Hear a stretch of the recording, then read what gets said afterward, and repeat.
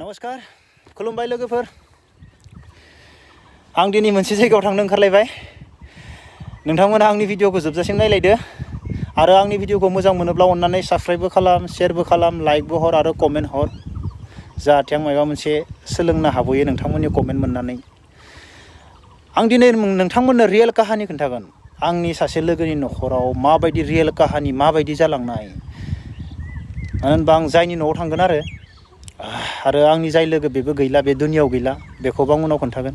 नोंथांमोना नायबाय था बेनिखायनो माने आं बे भिडिअखौ बानायनो गोनां इम्पर्टेन्टथार आरो आंनि फंबायमोननि थाखाय माने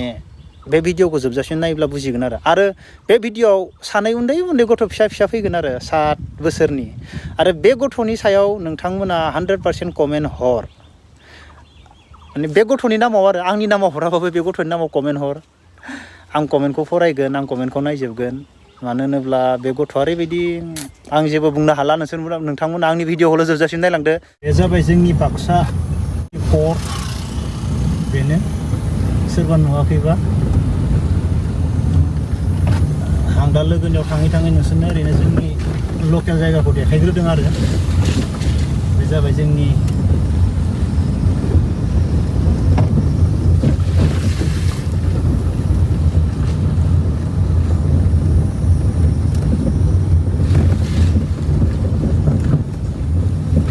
मुसलपुर थांगासिनो दङ मुसलपुर मोनहाङाव लामानि अबस्था बेफोरबायदि आरो जोंनिया मा बुंनो भाई बेफोरबायदि सिचुवेसनाव दाबो जोङो माने गारि सालायनांगौ जायो आरो सोरखौ मा बुंनो बेफोरबायदि अबस्था जाना दङ जोंनिया दाबो मुसलपुरावनो अब्ला आरो गुबुन गामि एरियायाव मा बुंबावनो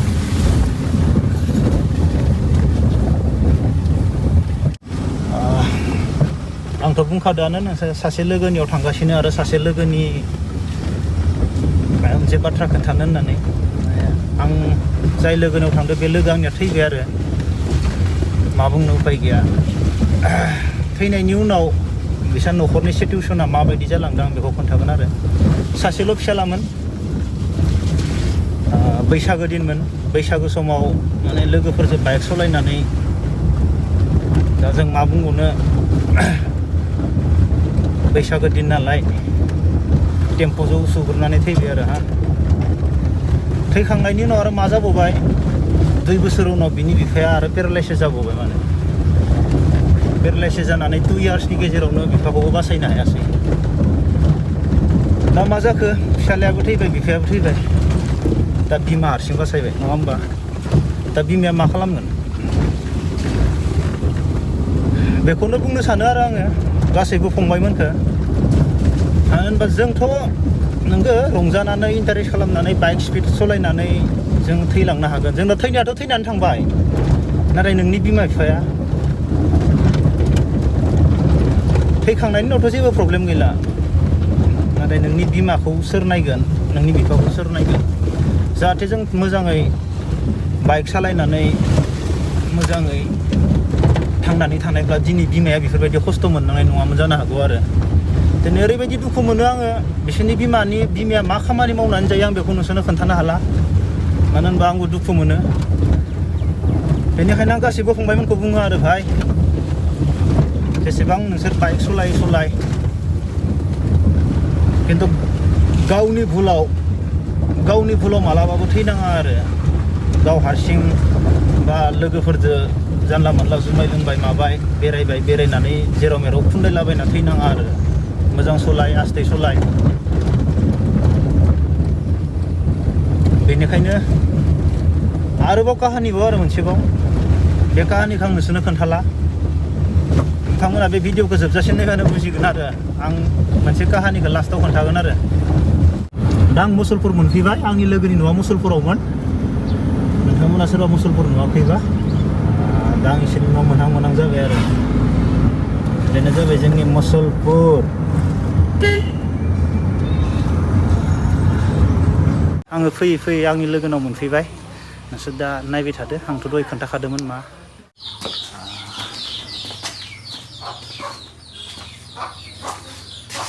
बेनो जाबाय आंनि लोगोमोन लेट नबकुमार ओमफ्राय बेबो आब' आं दा काहानिखौ दा खोन्थागोन आंनि लोगोआथ' खोन्थाखादों गैला ना आब'आबो गैला आं दा आब'नि बिखय नोंसोरनो खोन्थागोन आरो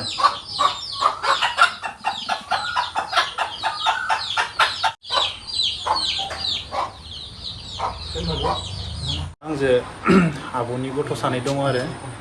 नोंथांमोना बे भिडिअखौ नायबाय था आब'आथ' गैलानो दा आं गथ' सानैखौ बाजाराव लाना थांगोन आरो नोंथांमोना बे भिडिअखौ नायबाय था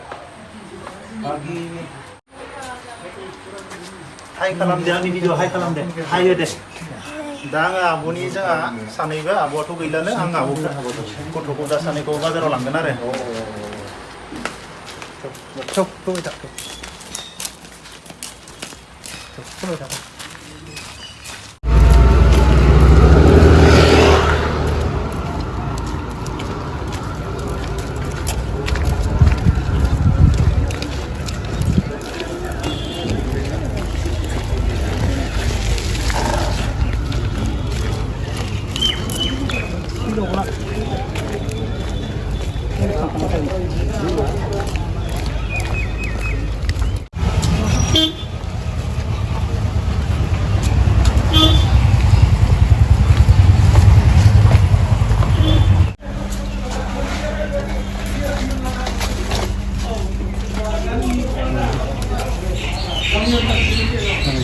आंना भागिन मोना जिन्स गानानो ओमफ्राय जों गरमाव गाननाय बायगोन ना सार्ट गानगोन ना भिडिअ जागोन ना भिडिअ जागोन ना बिदि ड्रेस बायगोन मानो होनबा गरम बोथोर ना माबा मोजां जानाय नङा बिदिया मोजां जागोन ओमफ्राय बेनि सायाव गाननाय ओमफ्राय मा टप दं दे मोनगोन दे फेन्सि लाना नों स्पर्टिं बेनो बिदि प्लेनखौ स्पर्टिं लायो ना बेलेग लायो स्पर्टिं लायो स्पर्टिं एसे गिदिर लागोन ना गरम बोथोर ना फिसाद्रायबा कालार दं दे कालार मिलायनाय ओमफ्राय समान लागोन ना बेलेग लागोन समान लागोन ना सानैबो समान लागोन होनबा जों समान नांगौ दा माबायदि सानैनो डाबल नांगौ माने कालारखौ एखे नांगोन ना एखे नांगोन सानैनोबो डाबल नांगोन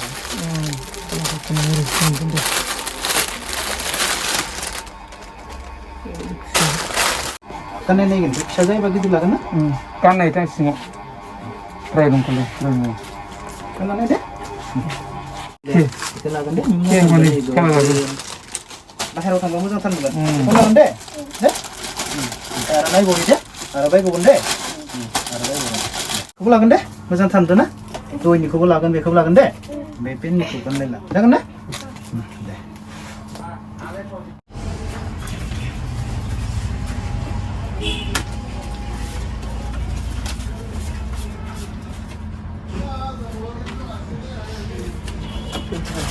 आं लागोन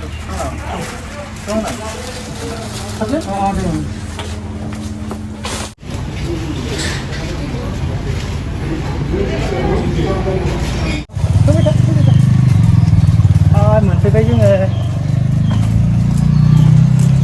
हाय दे नोंसोर मा क्लासाव फरायो क्लास 4 ना बबे स्कुलाव बबे सानराइज मुसलपुर जों बायबाय लानोसै ना फैलायगोन गाबोन हाबफैलायगोन दे आंखौ दे फैबाय थागोन दे दा आं न'आवनो दंखायो नालाय दे जों बायलानोसै हा नोंसोरखौ बाय दे बाय मा बुंनो उपाय गैया गथ'फोरखौ नुबानो बोरैबा मोनो आंनि लोगो नब'आ थैनाय लोगो लोगो बिफायाबो बिदिनो पेरालाइसिस जानानै थैबाय ओमफ्राय आरो आब'आबो लोमजानानै अकस्मात थैबाय आब'आ सानदोबावदिया थियेटारनि एक्ट्रेसमोन जेब्ला कमलेश्वर रिंकुमनि आरो मामोन कमल जोंहा एक्टरमोन बिसोर थानाय समाव सानदोबावदिया थियेटाराव आब'आ एक्ट्रेसलायमोन भाग्यआनो हाबा जानायनि उनाव गथ' सानैबो थालांबाय गथ' सानैया जेवजा दा मा बुंनो सोरनि माया भगबाननिसो माया ना मा माया मिथिया माने अकस्मात न'खराव बेफोरबायदि जालांजोबनो गोनां जादों आरो जोबोद दुखु मोनो जोङो मा खालामनो उपाय गैया बेनो आरो काहानिया बेनिखायनो आं बुङो आरो गासैबो फंबायमोनखौ भाई जुमाय लोंनानै बाइक सालायनाय गोलैनाय गावनि भुल मावनाय दिनै फिसालाया थागौमोनथाय माबा मोनसे राहा मोनगौमोन दिनै फिसालायाबो गैला रावबोआनो गैला न'खराव माने मा खालामनो दा बेनो आरो आंनि बुंनो गोनां गासैबो फंबायमोन बाइक सालायनाय जुमाय लोंनाय साबधान आरो माला मा जायो मानसिनि जिबन खुनु गेरेन्टि गैया माला मा जायो बेनिखायनो आरो जाहाथे दिनैनि दिनाव मादैल'सो दोङो मादैया मा खालामगोन दा मादैया मा मावो आं बेखौ नोंसोरनो खोन्थानो हाला बिराद दुखु मोनो मा होनना बुंनो अके बाय उनाव लोगो मोनलायगोन